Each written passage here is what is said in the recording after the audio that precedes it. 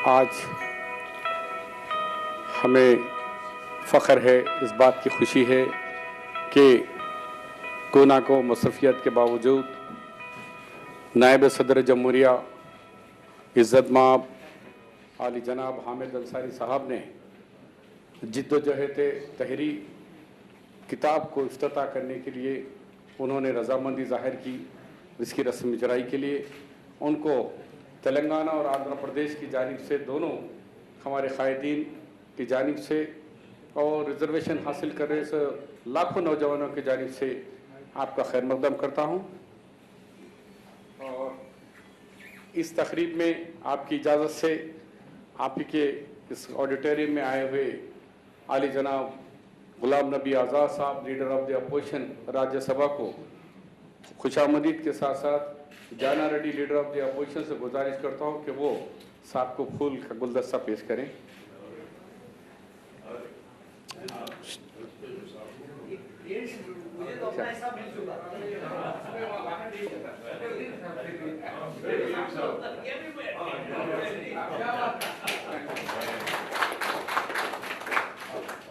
इसी तरीके से हमारे तेलंगाना के प्रदेश कांग्रेस प्रेसिडेंट आली जनाब उत्तम कुमार रेड्डी से ख्वाहिश करता हूं कि वो सलमान खुर्शीद साहब को एक बुके पेश करें।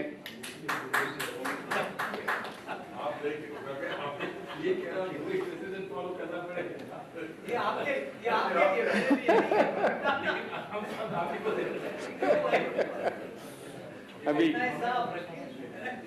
मैं आंध्र प्रदेश के कांग्रेस के प्रेसिडेंट आली जनाब रघुवीरा रेड्डी से ख्वाहिश करता हूं कि वो आली जनाब जयपाल रेड्डी साहब का खैर मकदमी फूल दें।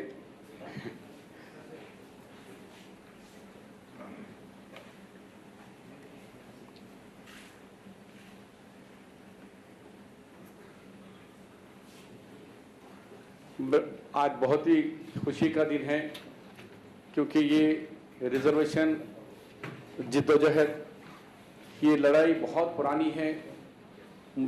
तेलंगाना और आंध्र प्रदेश जब दो एक इकट्ठा रियासतें थे, वो कई ज़माने से डिमांड कर रहे थे, लेकिन इत्तेफाक से हमारी मुस्लिम तंजीमें चाहते थे कि भाई मुसलमानों में रिजर्वेशन नहीं होना चाहिए क्योंकि इस्लाम में मसावात है।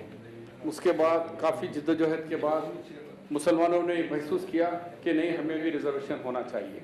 इस तरीके से ये कांग्रेस की सरकार में विजय भास्कर रेड्डी जब चीफ मिनिस्टर थे तब ये बात शुरू हुई कि मुसलमानों को भी मुस्लिम कापू, तेलगा, बलजा, उनटरी का GO-30 इशू किया गया। लेकिन 3 महीने में इलेक्शन आए और हमने हार गए और 94 से लेकर 2004 तक एन टी रामाराव साहब 8 महीने और चंद्रबाबू साहब 9 महीने रहने से वो रिजर्वेशन का GO को, उसको 9 साल उस GO को बरदार में रख दिया गया। फिर जब 2004 में आली जनाब गुलाम नबी आज़ाद साहब ने आंध्र प्रदेश के इंचार्ज जनरल सेक्रेटरी बने तो उन्होंने नेल्लूर में ये एक माइनॉरिटी मीटिंग लगाई और उसमें उन्होंने ऐलान किया कि हम मुसलमानों को 5% रिजर्वेशन देंगे क्योंकि यही बहुत पिछड़ा इलाका। उसके बाद ये खाली वादा नहीं किए, फिर जब हमारा मैनिफेस्टो बना 2004 का, उस मैनिफेस्टो के अंदर हमारे सोनिया गांधी जी के परमिशन से कांग्रेस पार्टी ने उस मैनिफेस्टो में रखकर 5% मुसलमानों को रिजर्वेशन देने की बात कही। उसके बाद सरकार बनी 2004 में और 58 दिन के अंदर कांग्रेस में चीफ मिनिस्टर राजशेखर रेड्डी साहब के और हम सब के एफर्ट से, क्योंकि वादा ने जब गुलाम नबी आज़ाद साहब ने किया था जनरल सेक्रेटरी और मैनिफेस्टो में रखाए थे, 58 दिन में हमने 5% मुस्लिम रिजर्वेशन का ऐलान के एक साथ साथ GO दिया और अमल करने से 225 डॉक्टर्स और 4000 इंजीनियर्स और जिस तरीके से MBA MCA 9000 हमारे नौजवानों का फायदा हुआ। लेकिन हाई कोर्ट में चैलेंज हुआ संघ परिवार के लोगों ने। उसके बाद उस पर जस्टिस सुदर्शन रेड्डी ने कॉन्स्टिट्यूशन बेंच 5 जजेस का बैठा और वो जज ने कहा कि भाई तुम मुसलमानों को तो रिजर्वेशन दे सकते हो, लेकिन तुम लोगों ने जो इस तरीके से दिया कि मजहब के बुनियाद पे दिया, मजहब पे नहीं, सोशली बैकवर्ड मुस्लिम को आइडेंटिफाई करके आओ। नंबर 2, सुप्रीम कोर्ट का एक जजमेंट है इंदिरा साहनी का कि 50% से आगे नहीं बढ़ना है। तुम्हारे पास स्टेट में 46 है, तुमने 5 देने से 51% हो गया, 1% तुम सुप्रीम कोर्ट के डायरेक्शन के अगेंस्ट में जा रहे हैं, और नंबर 2 तरीके से तुम्हारे को कलअदम कर रहा हूँ। तीसरा ये है कि विदाउट बीसी कमीशन की ये रिपोर्ट नहीं हो सकती, बीसी कमीशन की रिपोर्ट के साथ आप लोग आइए। तो इस तरीके से हमको हमारा जियो कलअदम हो गया। फिर हमने दोबारा उसको 5 को 4 बनाया और बीसी कमीशन बनाकर फिर गए, तो जस्टिस बिलाल नस्की साहब के 5 जजेस बेंच बैठा।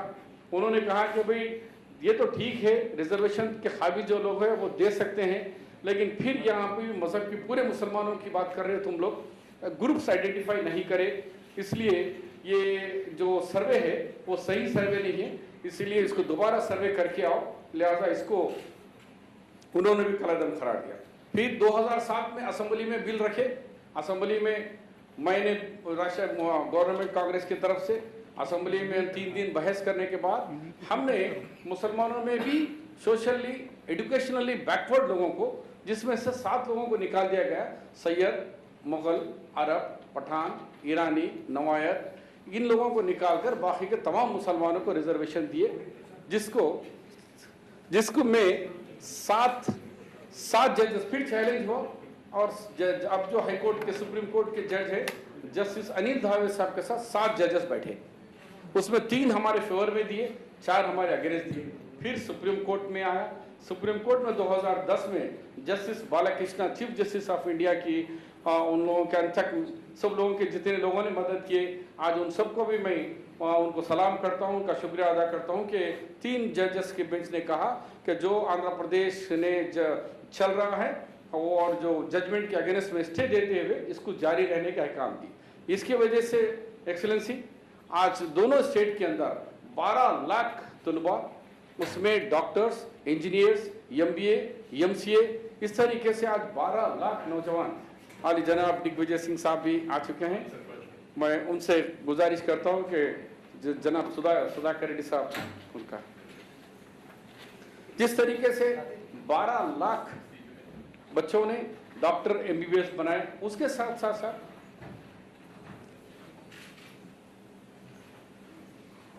कि हमने फीस रिइंबर्समेंट का भी इंतजाम किए कि 700 रुपये में डॉक्टर्स बनाए। आज 5 मेडिकल कॉलेजेस भी दिए, उसमें गुलाम नबी आज़ाद साहब ये हैं कि फर्स्ट वुमेन मेडिकल कॉलेज भी आंध्र प्रदेश में दिया गया, जो सिर्फ लड़कियों के लिए, जो मेडिकल कॉलेज जो हिंदुस्तान की तारीख में नहीं है। तो इस तरीके से तालीम की एक बड़ी एक रोशनी आ गई। इसमें एक ही मिसाल देते हुए मेरी तकरीर को ख़त्म करता हूँ कि जब ये 7 साल पहले जब भी मक्का मस्जिद के अंदर जुमा होता था तो हमेशा पत्थरबाजी होती थी, कई दफ़ा होता था, लेकिन 7-8 साल में कोई पत्थर नहीं उठा रहा। वो कह रहे हैं कि हमें पत्थर नहीं चाहिए, कलम चाहिए, हमें एजुकेशन चाहिए, हमें तालीम चाहिए। कुछ मुझे एक यहाँ के बड़े पत्रकार ने फोन करके कहा कि भाई हम लोग डर रहे थे कि तुम्हारा हैदराबाद कहीं ISIS का अड्डा ना बन जाए, लेकिन अफसोस हमें खुशी है कि एक भी केस अभी तक एडमिट नहीं हुआ है। इसकी वजह यह है कि कांग्रेस पार्टी का जो तालीमी निज़ाम ने तुम लोगों ने जो बढ़ाया है और जो हर एक एजुकेशन दी, इसकी वजह से आज कोई गलत काम में जाने के लिए तैयार नहीं, पत्थर उठाने के लिए तैयार नहीं है, क्रिमिनल बनने के तैयार नहीं है। वो चाहता है कि मुझे इल्म दो, क्योंकि कुरान में भी है अक़रा बिस्मिक रब्बिकल अज़ी, उसी पे कांग्रेस पार्टी ने तेलंगाना आंध्र प्रदेश में चलते हुए आज ये हासिल की। उसके लिए मैं मशकूर ममनून हूँ।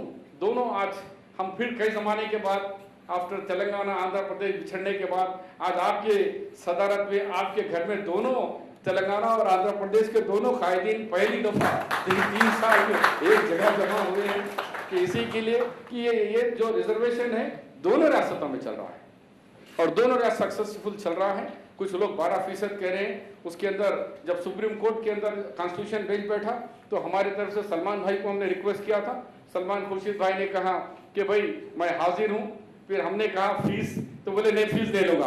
लिहाजा बगैर फीस के सलमान खुर्शीद साहब सुप्रीम कोर्ट में हमारे तेलंगाना की तरफ से वो वकालत भी कर रहे। इसके लिए मैं गुलाम नबी आज़ाद साहब का, पहले जो मरहूम मर गए विजय भास्कर रेड्डी साहब का, राजशेखर रेड्डी साहब का, साथ में सलमान भाई का, अहमद भाई का भी यहाँ नहीं रहने के बावजूद भी अहमद पटेल साहब ने भी, उन्होंने भी जिस अंदाज में यहाँ दिल्ली में कहना था, वकला की मीटिंग लेकर अटॉर्नी जनरल साहब से बात कर उन्होंने भी काफ़ी मदद की। इसीलिए मैं आज एक का नाम किसी का भूल गया तो माफ़ी चाहता हूँ, तमाम कायदीन का और तमाम तंजीमों का और तमाम वकला का जो इस रिजर्वेशन के अंदर दिलाने के लिए और बैटल ऑफ रिजर्वेशन में जो जिद्दोजहद के लिए जो मदद करे, मैं आप तमाम लोगों को शुक्रिया अदा करता हूँ। और इस बार काफ़ी देर ले लिया, मैं माफ़ी चाहते हुए अब मैं आपकी इजाज़त से आली जनाब दिग्विजय सिंह से ख्वाहिश करता हूँ कि वो आए और दो शब्द।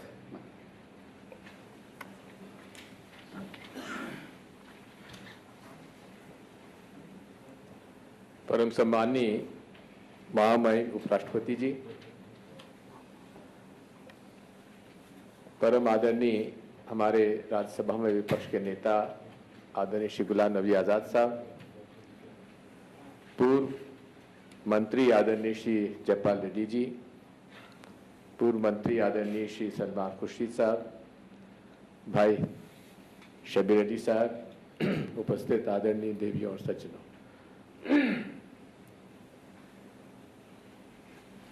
देश में हमारे मुस्लिम भाइयों के हालात जानने के लिए जस्टिस सज्जर साहब की सदारत में कमेटी बनी थी और उसमें ये साफ बात आई थी कि कुछ हलकों में मुसलमानों की हालत अनुसूचित जाति और जनजाति के लोगों से भी बदतर है और उसी के तहत यूपीए सरकार ने माइनॉरिटी डिपार्टमेंट तैयार बनाया। यहाँ पर जैसा कि शबीर भाई ने बताया कि वही लोग जो पत्थर फेंका करते थे उनके हाथ में कलम देने से क्या फर्क पड़ा, यही प्रयास यूपीए सरकार में डॉक्टर मनमोहन सिंह जी, आदरणीय सोनिया जी के सदारत में योजनाएं तैयार की गई और अलग अलग स्तर पर स्कॉलरशिप और पढ़ने के लिए प्रोत्साहित करने के लिए हमारे मुसलमान भाइयों बहनों के लिए, माइनॉरिटीज के लिए योजनाएं तैयार की गई। आरक्षण मंडल आयोग जब गठन हुआ उसमें ही पिछड़ा वर्ग जो मुस्लिम थे उनको आरक्षण का प्रावधान था और यदि मुसलमानों की जनसंख्या में पिछड़ा वर्ग के मुसलमान ले लिया जाए तो लगभग अलग अलग राज्यों में 60% से 85% तक मुसलमान उसमें शामिल हो जाते थे। लेकिन क्योंकि शुरू से ही उनकी जो बुनियादी शिक्षा में पीछे रहे उसका वो ज्यादा लाभ नहीं उठा पाए, वही लाभ उठा पाए जो कि पहले से जो कि जिनकी माली हालत अच्छी थी। मुझे याद है मैं वहाँ का महामंत्री इंचार्ज था आंध्र प्रदेश का जब स्वर्गीय राजशेखर रेड्डी साहब ने शबीर अली जी को ये काम सौंपा था और उसमें कठिनाइयां आई और स्वाभाविक है कि जब भी मुसलमान की कई बात आती है तो उसमें अदालतों में चहलकदमी बढ़ जाती है और अदालत का भी एक रुख अपने तरीके का अलग हो जाता है।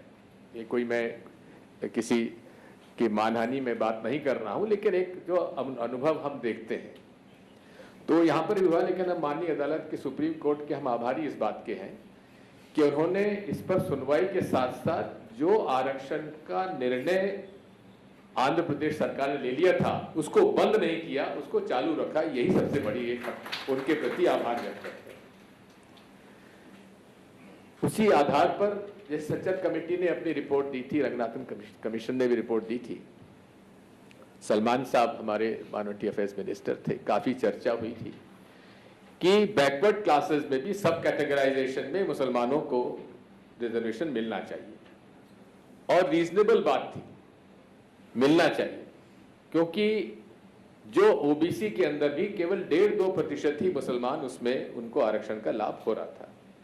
तो सब कैटेगराइजेशन के उद्देश्य से ही हम लोगों ने यहाँ पे बातचीत की थी और यूपीए सरकार ने निर्णय भी ले लिया था।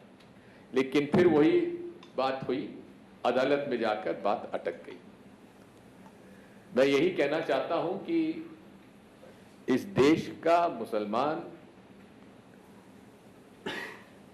के ऊपर आज कुछ समय में से उसकी ईमानदारी, उसकी राष्ट्रीयता पर जो प्रश्न चिन्ह लगाने का प्रयास किया जा रहा है, हम सब आज इस देश में उनका ये प्रयास होना चाहिए कि इस देश का हिंदू, मुसलमान, सिख, ईसाई सभी लोग, किसी को भी अपनी राष्ट्रीयता का प्रमाण पत्र किसी से लेने की आवश्यकता नहीं है।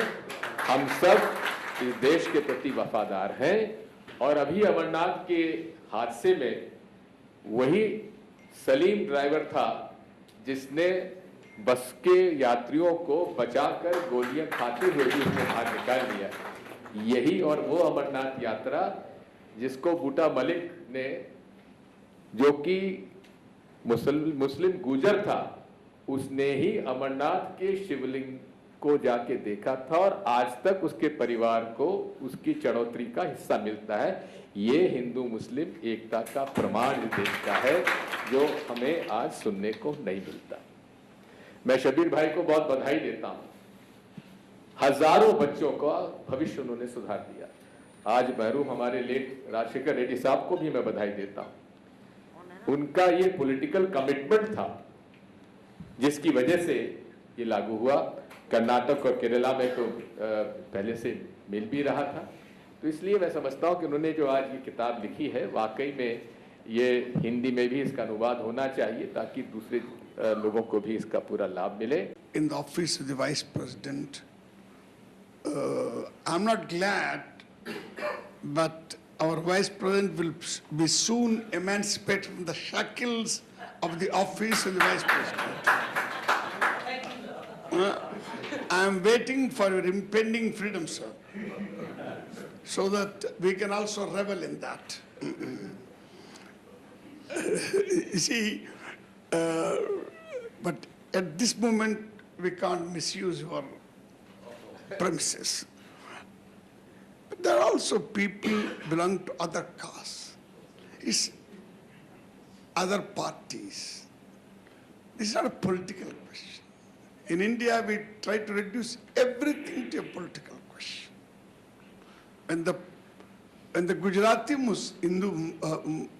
Muslim driver saved all those pilgrims, he did not act as a Muslim. He acted as a human being. And every human being in an hour of moral trial unconsciously rises to the heights of humanism. That's what exactly happened in this case. We are all not only human beings. There is some good thing in each one of us which is suggestive of inherent humanism. So this book in particular needs to be read because to do anything, reform in particular, requires caution, patience, perseverance. If you do too many big reforms, it will only lead to reaction. Therefore, once Winston Churchill said, great reforms offend great interests. When Rajshekar Reddy's government was wise enough to reduce the percentage reservation from 5 to 4%, it was not being cowardly, it was being tactful. Because the idea was not to exceed 50%, so that the piece of legislation would be constitutionally valid. Therefore, to know all these pearls of wisdom, I request each one of you to go to the book. I want the book to be published in English and Hindi too, so that everybody learns lessons. I think in addition to a lot of services rendered from my friend Shabir Ali, this is another signal service. Congratulations to you. अब मैं दावत देने जा रहा हूं जिसने 5% का, पहले कभी रिजर्वेशन की बात करें लेकिन परसेंटेज के साथ उन्होंने जो वादा किए थे, मैं आली जनाब गुलाम नबी आज़ाद साहब को शुक्रगुजार हूँ। आज लाखों बच्चों की दुआएं आपके साथ है। आपने बच्चों को 4% के साथ साथ 5 मेडिकल कॉलेज भी जो दिए, और ख़ास तौर पर लड़कियों के लिए मेडिकल कॉलेज देकर आपने तारीफ बनाई, उसके लिए हम दोनों स्टेट के तमाम कायदीन, तमाम पार्टी आपका शुक्रगुजार है। मैं आपसे गुजारिश करता हूँ किसके बारे में।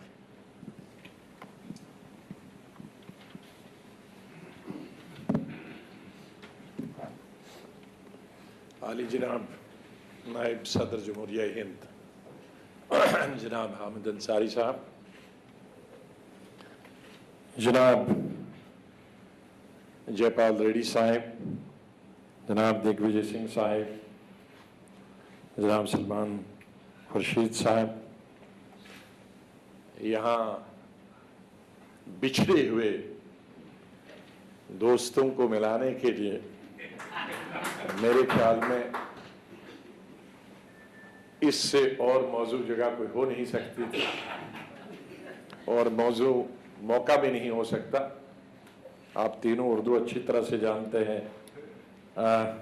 तेलंगाना के हमारे सदर साहबका वज़ीर उत्तम रेड्डी साहब, और हमारे रघुवीरा रेड्डी साहब आंध्र प्रदेश के पीसीसी प्रेसिडेंट, ये भी साहबका वज़ीर रहे सीनियर, और जाना रेड्डी साहब अभी मुश्तरका ही लीडर ऑफ अपोजिशन है, क्योंकि वहाँ हमारी सूरत उधर कुछ बनती नहीं, तो मेरे ख्याल में वो आप दोनों को जॉइंटली शेयर करना पड़ेगा। मोहम्मद शबीर साहब यहाँ हमारे पास मौजूद हैं, कर्नाटक के भी प्रोफेसर्स, वकील, बुद्धिजीवी। औरतें मर्द सड़कों पर निकले थे जब लिंचिंग के खिलाफ, वैसा ही वाक़ा श्रीनगर में भी कल और आज भी 5-6 जगह। अब ये टेलीविज़न हमारे बदकिस्मती से बड़े सेलेक्टिवली चीज़ें दिखाते हैं, लेकिन जब मैंने सुबह कश्मीर में टेलीफोन किया था तो वहाँ से मालूम हुआ कि कई जगह आज फिर traders, businessman, professor, boys, student सड़कों पे आए हैं और इसकी मजम्मत कर रहे हैं जो कुछ परसों वाक़ा हुआ। तो इस तरह से जो कुछ आज मुल्क में हो रहा है उसमें मेजॉरिटी कम्युनिटी को हमेशा मेजॉरिटी सेकुलर है इस देश में। ये हिंदुस्तान अगर जिंदा है तो इसमें मेजॉरिटी कम्युनिटी, ओवरवेलमिंग मेजॉरिटी जो है वो सेकुलर है, हमारे हिंदू भाई। उसका हमें फख्र है, और उसका नमूना जब भी वक्त आया है उसमें हिंदू हमारे मेजॉरिटी कम्युनिटी में वो they have reason to the occasion, वो खड़े हुए। लेकिन घर में बैठना, एक्सप्रेस करना एक अलग बात है, उसका जब तक एग्जिबिशन ना हो पब्लिकली तो you won't be able to instil confidence among the minority community. इस वक्त कॉन्फिडेंस क्रिएट करने की बहुत जरूरत है। तो मुझे पूरी तवक्का है कि आंध्र प्रदेश के हमारे जो भाई लीडर सब ये गंगा जमनी तहजीब में पले हैं बहुत अरसे से, और अभी भी गंगा जमनी तहजीब, उर्दू, तेलुगु, हिंदी, ये मिक्स बराबर घर में और बाहर और दफ्तरों और ऑफिस में और बिजनेस तजारत इलाकों में चलता है। उस गंगा जमनी तहजीब को आज जिंदा रखा है। तो ये जो उर्दू तर्जमा है इसका, उसकी आज ज़्यादा ज़रूरत है। मुस्लिम तहफ़्फ़ुज़ात की जदोजहद, रिजर्वेशन के लिए मुबारकबाद। जैसे मैंने शुरू में ही कहा राजशेखर रेड्डी जी को और आप सब लोगों को, और ख़ास तौर से मोहम्मद अली शबीर साहब को, क्योंकि वादे हम बहुत करते हैं, मैनिफेस्टो हम बहुत करते हैं, दिल्ली में बनाते हैं, हिंदुस्तान में, उसका फॉलोअप सबसे बड़ा ज़रूरी है। ये पेड़ लगाना आसान है, लेकिन उसको पानी देना, वो पेड़ जिंदा रहे और उसका फल लोग खाएं। तो ये उसको पेड़ लगाया हम सब लोगों ने मिलकर, लेकिन उसको आबियारी इन्होंने की जिसका फल आज हमारे दोनों स्टेटों के लोग करते हैं। मैं जनाब नायब सदर जमहूरिया साहब का भी बहुत बहुत शुक्रिया अदा करता हूँ कि आपने ये तकलीफ गवारा की कि आज इस किताब का इजरा आपने माना करना। बहुत बहुत शुक्रिया। खुदा बहुत बहुत शुक्रिया सर। मैं शुरू में यहाँ बहुत सारे हमारे मेहमान, जैसे कि PACC सेक्रेटरी कुंतिया साहब हैं, हमारे रोशन बेग साहब कर्नाटक से हैं, खुर्शीद अहमद साहब नेशनल चेयरमैन हैं, और हमारे आरिफ साहब, नसीम आरिफी साहब के साथ हमारे साबिक़ स्पीकर्स, साबिक़ MLAs, present MPs, Lok Sabha MP, Rajya Sabha MPs, MLCs, MLAs, काफ़ी और कई मुस्लिम ऑर्गेनाइजेशंस के और अदर ऑर्गेनाइजेशन से आए हुए सबका भी मैं शुक्रिया अदा करता हूँ। नाम बोलना भूल गया था। अब मैं दावत देता हूँ, जो उनका बहुत बड़ा एहसान है कि हम पर और ये इस किताब को रस्म इजराई के लिए इतना सा वक्त दिया, वक्त के साथ कहा कि नहीं मेरे ही घर पे ही करना है। ये हमारे लिए और बड़ी एजाज़ है कि आप अपने घर पे बुलाकर इस किताब की और हमारी जो इज़्ज़त अफजाई की, हम तहे दिल से आपका शुक्रिया अदा करते हैं, आपको दावत देते हैं कि इस किताब की रस्म इजराई का मन।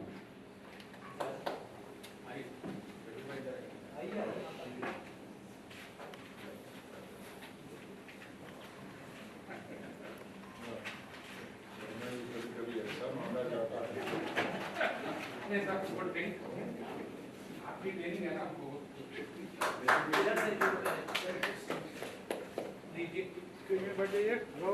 बैठ जाइए बैठ जाइए।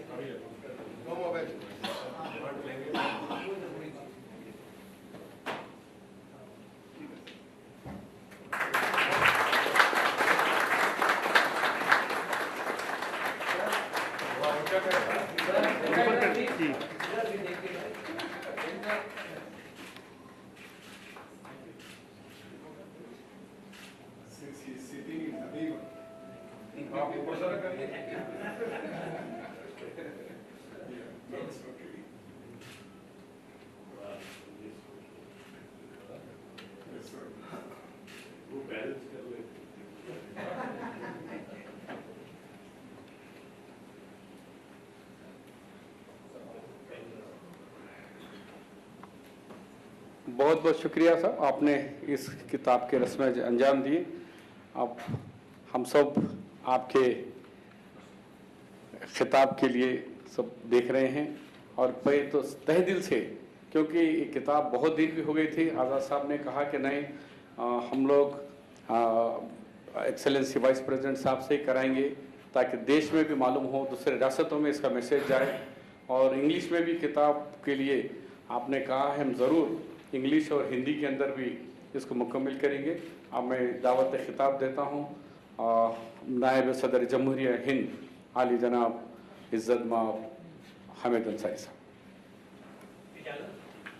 गुलाम नबी आज़ाद साहब, दिग्विजय सिंह जी, जयपाल रेड्डी जी, सलमान खुर्शीद साहब और अव्वल व आखिर शब्बीर अली साहब। दोस्तों,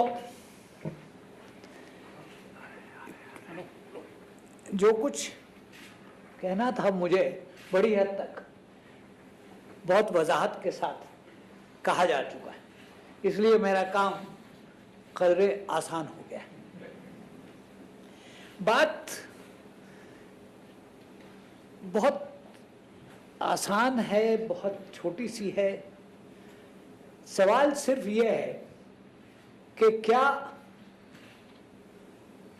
मुल्क का हर फर्द इस मुल्क का शहरी है कि नहीं, नागरिक है कि नहीं। और दूसरी बात यह है कि क्या इस मुल्क में दस्तूर है कि नहीं। तीसरी बात यह है कि दस्तूर में मसावात का, इक्वालिटी का जिक्र है कि नहीं।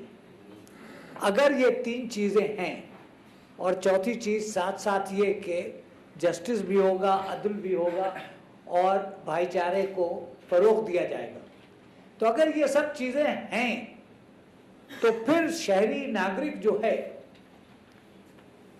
उसका सिर्फ हक का सवाल नहीं है। सवाल इसका है कि उसकी ये ड्यूटी है। नागरिकता सिर्फ हक नहीं है, नागरिकता के साथ कुछ जिम्मेदारी भी होती है। और जिम्मेदारी ये है कि जो मेरा हक है वो मुझको अगर नहीं मिलता है तो हक की तलाश में निकलिए, जद्दोजहद कीजिए और उसको हासिल कीजिए। तो इस किताब का जो मजमून है, और शब्बीर अली साहब ने इतनी वजाहत के साथ इस पे लिखा है और कहा है, वो चीज आज के हिंदुस्तान में इस सवाल को डिस्कस करना कि साहब ये मिलना चाहिए या नहीं मिलना चाहिए, बेमानी है। सवाल यह है कि मिलना चाहिए, हक है। और जैसा कि आंध्रा में हुआ, तेलंगाना में हुआ, कर्नाटक में हुआ, केरल में हुआ, किस तरीके से वो हक मिलना चाहिए, जरूरत यह है कि उस पे तबसरा हो। कमेटियां बनी हैं, मंसूबे बने हैं, सरकार ने फैसले किए हैं, दिल्ली से डायरेक्टिव गए हैं, मगर जो अपने मुल्क का ढांचा है, जो फैसला आप चाहिए दिल्ली में कर लीजिए, मुअज़्ज़ज़ वज़ीर साहिबान यहाँ बैठे हुए हैं, सबको इल्म है, मगर अमल करने के लिए, किसी भी पॉलिसी पे अमल करने के लिए रियासतों को, स्टेट्स को इस पे काम करना शुरू होगा। कुछ स्टेट्स ने काम किया और उन्होंने रास्ता तलाश कर लिया, बेहतरीन मिसाल है इस किताब में जो लिखी हुई है। कुछ स्टेट्स हैं जो लफ्फाजी में घुमाते रहते हैं। लफ्ज रिजर्वेशन बहुत मायूब लफ्ज है, बुरा लफ्ज नहीं है, मगर वो अब मौजूदा हिंदुस्तान में बुरा लफ्ज हो गया। सवाल रिजर्वेशन का नहीं है, सवाल ये हक क्या है। अगर हमारी पॉलिसी है कि सबका साथ सबका विकास, तो उससे एक चीज वाज़ेह हो जाती है कि जब तक सब एक लाइन में नहीं खड़े होंगे, सब आगे नहीं बढ़ सकते हैं, 2 कदम नहीं उठा सकते। अगर आप मुझसे 2 मील आगे खड़े हैं तो हमारी आपकी रेस हो ही नहीं सकती, कभी नहीं होगी। तो फर्ज जो है समाज का और हुकूमतों का कि आप सबको एक लाइन में, एक सतह पे खड़ा कीजिए और उसके बाद सबका विकास साथ कीजिए। इसमें कोई ऐसे कोई बड़ा मुअम्मा नहीं है, बहुत आसान चीज है। मगर इसको समझने के लिए या ना समझने के लिए, इसके पीछे जो सियासत है वो सब आप हजरात मुझसे बेहतर जानते हैं। तो मुझे पूरी उम्मीद है कि इस किताब के जरिए ये बात फैलेगी। जनूबी हिंदुस्तान में कहना नहीं चाहिए, यहाँ शुमाल के लोग बैठे हुए हैं, सलमान साहब भी बैठे हुए हैं, मगर इन कुछ चीजों में रियलाइजेशन जरा जल्दी होता है।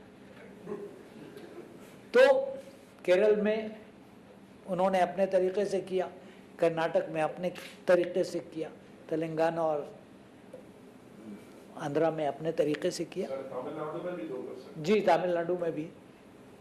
सवाल परसेंटेज का नहीं है, परसेंटेज जो है उसका हिसाब तो लगाया जा सकता है, उसमें कोई बात नहीं। एक बहुत मैं पुरानी बात आपको बता रहा हूँ। मेरे एक अजीज दोस्त थे जिन्होंने 1955 या 56 में London school of oriental studies से पीएचडी किया और एक बहुत मशहूर प्रोफेसर थे जो उनके उस्ताद थे। पीएचडी का उन्वान क्या था? Caste system amongst Muslims of Uttar Pradesh, उस जमाने की बात। तो जब वो हिंदुस्तान वापस आए और उन्होंने अपने पीएचडी को किताब की सूरत में तब्दील किया, तो उनके ऊपर इतनी गालियां पड़ी।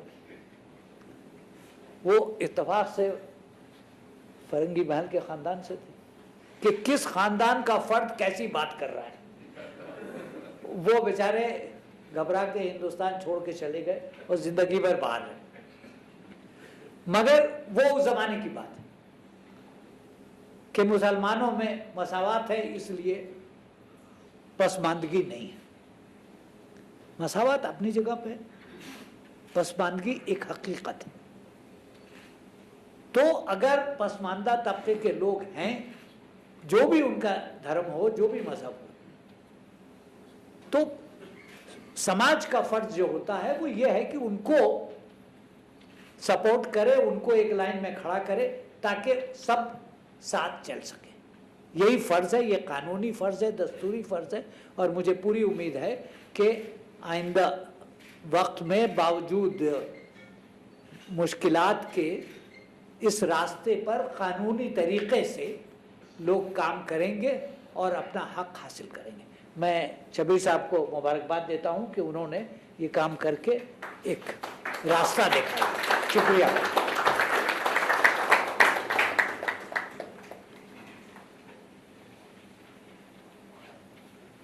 बहुत बहुत शुक्रिया सर, आपने हमें एक रास्ता बताया और तहफ़्फ़ुज़ात के लिए माजी और हाल के बारे में भी आपने तफसील से आपका जो तजुर्बा था हमारे सामने रखा। इंशाअल्लाह आपके तजुर्बे को हम सामने रखे आगे बढ़ने की कोशिश करते हुए अब मैं दोनों रियासतों की जानिब से, आंध्र प्रदेश और तेलंगाना की जानिब से, तेलंगाना प्रदेश कांग्रेस कमेटी के सदर कैप्टन उत्तम कुमार रेड्डी, कैप्टन साहब भी पहले राष्ट्रपति भवन में एडीसी रहा करते थे और मिग तैयारी चलाए, तो मैं उनसे ख्वाहिश करता हूं कि वो इसका फ़र्ज़ अंजाम दें कि ओथ ऑफ थैंक्स के लिए।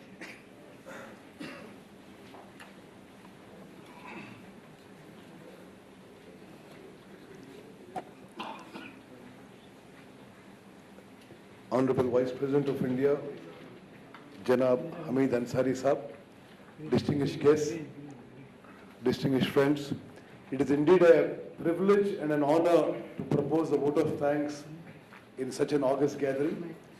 Sir, to the Honorable Vice President of India, I think we are all very deeply obliged and grateful that you could spare your valuable time to release such a well-documented book.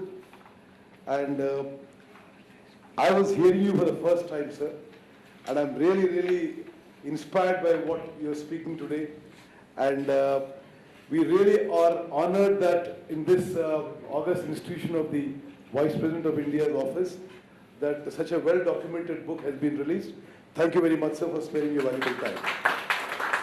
I also thank Honorable Ghulam Nabi Azad Saab, Honorable Digvijay Singh Ji, Honorable Janab Salman Khurshid Ji, and Honorable Jaipal Reddy Sir for sparing their valuable time and participating in this book release function.